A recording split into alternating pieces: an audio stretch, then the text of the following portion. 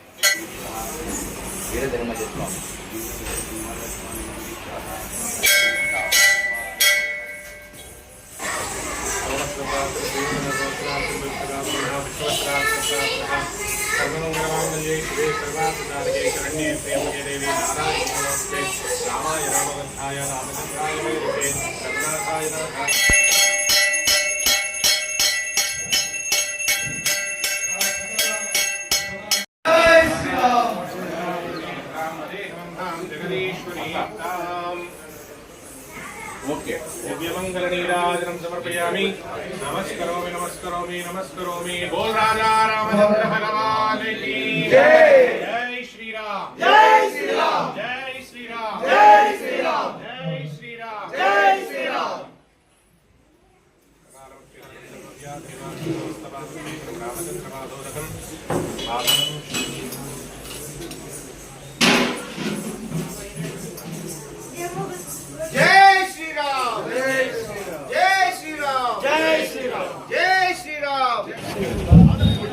ధర్మజ వీరధర్మజ స్వామీజీ గారు, వీరు వీరధర్మ పీఠము సిద్దిపేట కేంద్రం. వీరు గోరక్షణ కొరకు వారు ఎనలేని సేవలు చేస్తూ ఉంటారు. ధర్మరక్షణ, జ్ఞానయోగ సంరక్షణ, ఛత్రపతి శివాజీ ఫౌండేషన్ వివిధ సేవా కార్యక్రమాల్లో పాల్గొంటూ వారు పనిచేస్తూ ఉన్నారు.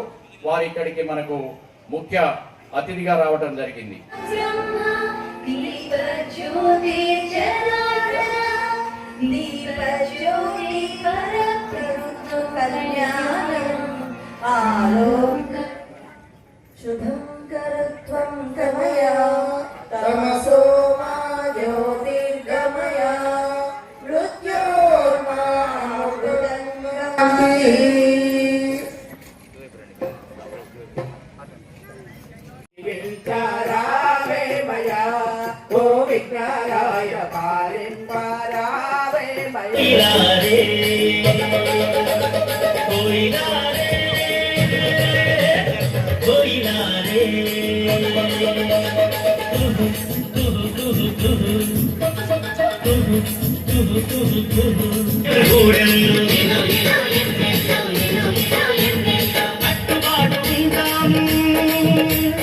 కలిసి కలిసిమెలిసి బతికేము కట్టుబాటు ఉంటాము కలిసిమెలిసి బతికేము చక్కని చిక్కని అడవి తల్లి అడుగుల్లో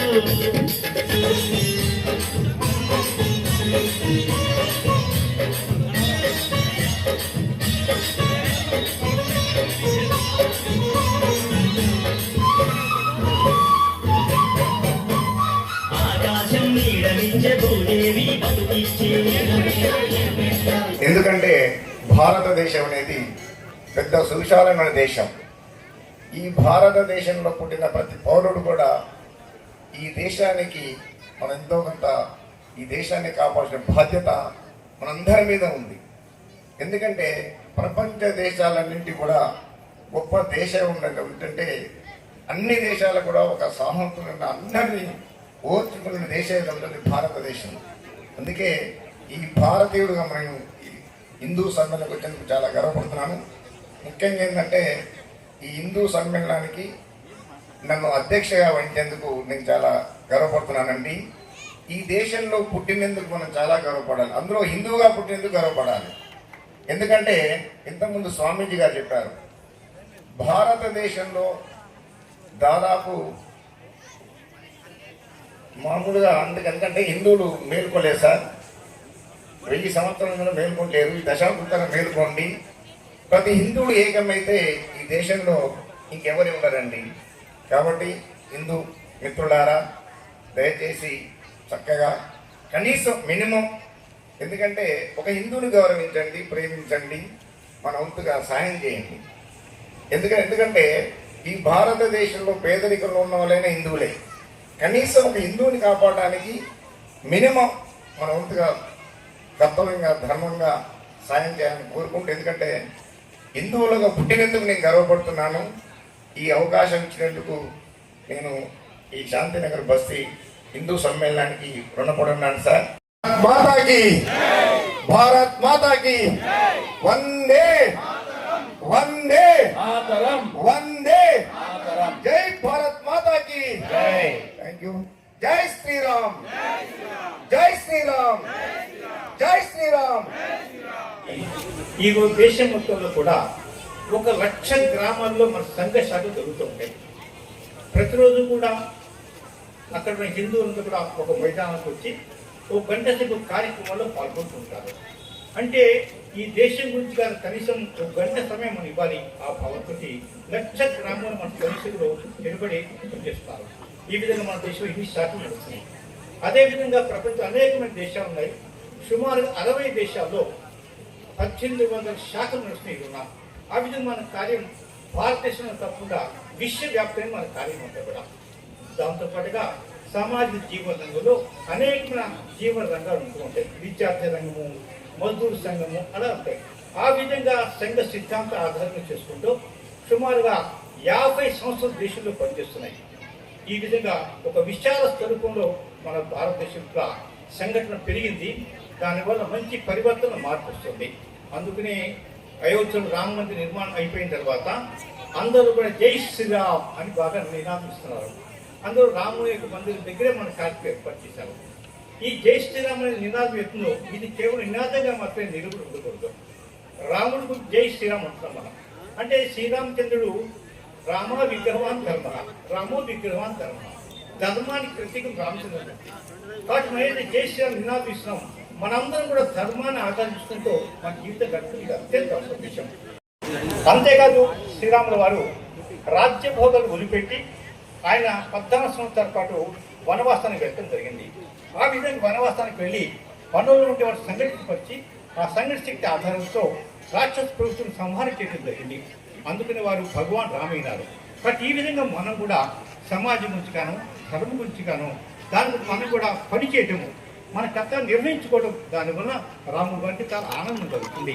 కాబట్టి జై శ్రీరామ్లో మనం ఎంత మనం చేయడానికి ప్రేరణ కలగాలని నేను భావిస్తాను. కదా మన దేశంలో ఉన్నారు గిరిజన ప్రాంతాలు అయితే 3 తెగలు ఉంటాయి. వాళ్ళవి 3 తెగలకి మాట్లాడే భాష అందరికీ వేరు వేరు భాషలు ఉంటూ ఉంటాయి. రామాయణ కథలు ఉంటూ ఉంటాయి, మహాభారత కథలు ఉంటూ ఉంటాయి. ఆ విధంగా అన్నింటి ఒకటే బాగుంటుంది. అదేవిధంగా మన యొక్క భారతదేశంలో అనేకగా పూజ చేసే మార్గాలు ఉన్నాయి, అనేక పూజ చేసే మార్గాలు ఉన్నాయి. అనేక మంది దేవుళ్ళు మనం కొలుస్తాం. అదే సిక్కులు ఆరాధన చేస్తూ ఉంటారు, బౌద్ధులు ఆరాధన చేస్తూ ఉంటారు, జైలు ఆరాధన చేస్తుంటారు. అదేవిధంగా ప్రకృతిని పూజించే వాళ్ళు చాలా ఉంటూ ఉంటారు. ఈ విధంగా వివిధ పూజా పద్ధతులు మన భారతదేశంలో ఉన్నాయి. వివిధ పూజా పద్ధతులు ఉన్నప్పుడు కూడా మనందరూ కూడా ఒకటే భావన ఉంది, భగవంతుడు ఒక్కడే ఉన్నాడు. ఆ భగవంతుడు చేరుకోవడానికి ఎవరి మీ విశ్వాసం ఉంటుందో ఆ మార్గం పోవచ్చు. అందుకని శంకరాచార్య గారు చెప్పారు, ఆకాశాత్ పతితం తోయం యథా గచ్చిత్ సాగరం సర్వదేవ నమస్కార కేశవ ప్రతి గచ్చతి. ఆకాశం నుంచి ఏదైతే వర్షం కురుస్తుందో కురిసిన వర్షం నుంచి కూడా సముద్రంలో పెరిగిపోతుంది.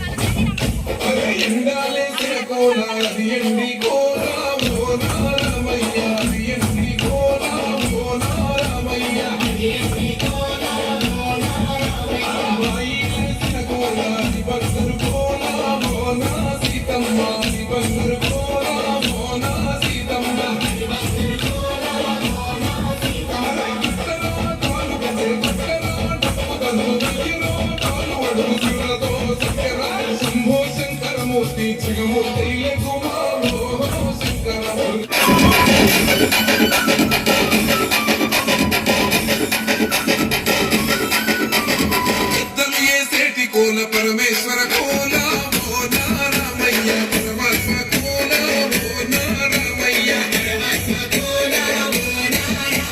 మాలం చేసేటి కోల భగవంతుడి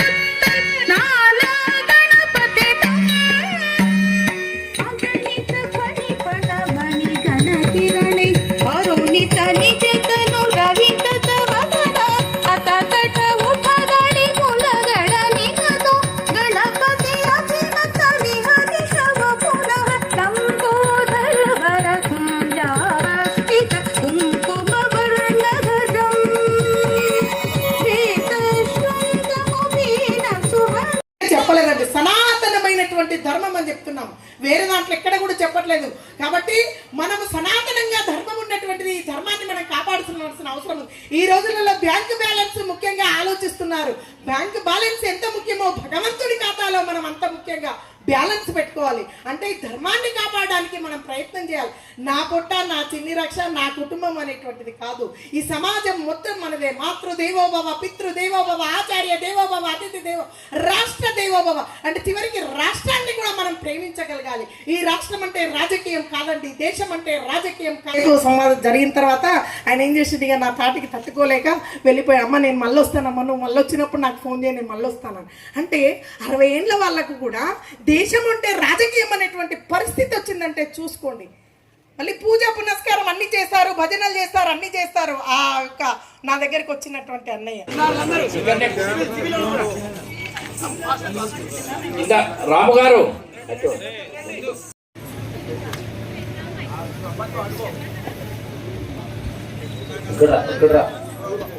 ఎవరినైనా మొక్కొచ్చు. సబ్కా మాలిక్ ఏకై అనేటువంటి ఒక రోగం వచ్చింది. ఇప్పుడు మీ ఇంట్లో కూడా రోగాలు ఫోటోలు పాడైనాయి.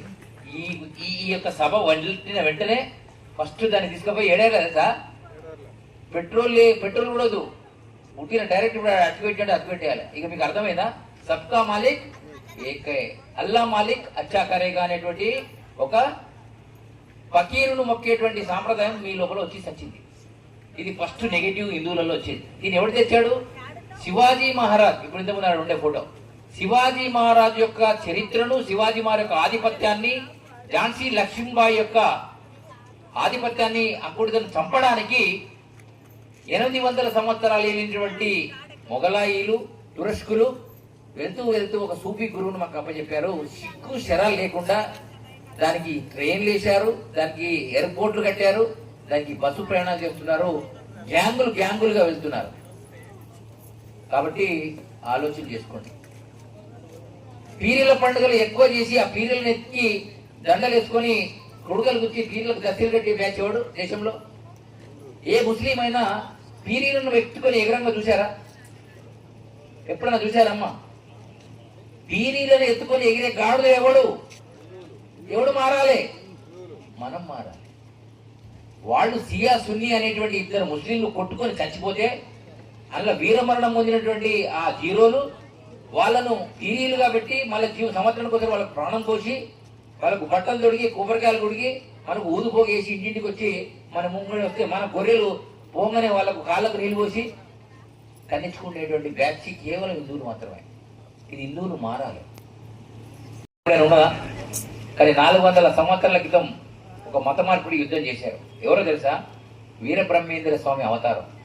కానీ ఆ వీరబ్రహ్మేంద్ర అవతారం భూమి మీద కనబడకుండా చేద్దామని కొంతమంది జంజపూలు తయారై ఆయన కాలజ్ఞానాన్ని, ఆయన భవిష్యత్తు విధానాన్ని, ఆయన విధానాన్ని మొత్తం తొక్కిపట్టారు. అందులో మా కులం అని చెప్పుకునే ఆజాదీ పాడైంది. అసలు ఆయన పద్యాలు ఎవరికి ఇన్ను రావద్దని చెప్పి ఇంకో బ్యాచ్ పాడైంది. వీళ్ళిద్దరికి సావడానికి సపోర్ట్ కొట్టాడు. అర్థమైందా నా భాష? ఎందుకంటే ఇక నాకు ఇంకో భాష రాదు. అర్థమైందా? ఎందుకు చెప్తున్నానంటే ఒక అన్య మతములో ఉన్నటువంటి సిద్ధయ్యను 450 సంవత్సరాల క్రితమే కేవలము ఒక మంచి మార్గం చెప్పి రేపో మాపో పెళ్లి చేసుకునేటువంటి మరదలను వదిలి, తల్లిదండ్రులను వదిలిపెట్టి ముడిమాల అనే గ్రామం నుంచి వదిలి స్వామి దగ్గర పాదరక్షణ చేసి వాళ్ళ కులం తిట్టిన స్వామివారి కులం ఉండదు కదా, చుట్టాలు కొడుకులు, అరే నువ్వు ముస్లిం, నువ్వు మా దగ్గరకు వచ్చి మాకు ఇబ్బంది పెడుతున్నావు, వీడు ఉండొద్దు అని వాళ్ళు ఎంతో అతను కొడితే కూడా నీ పాదాన్ని సస్తే కూడా నేను వదలని చెప్పి పట్టుకుంటాడు.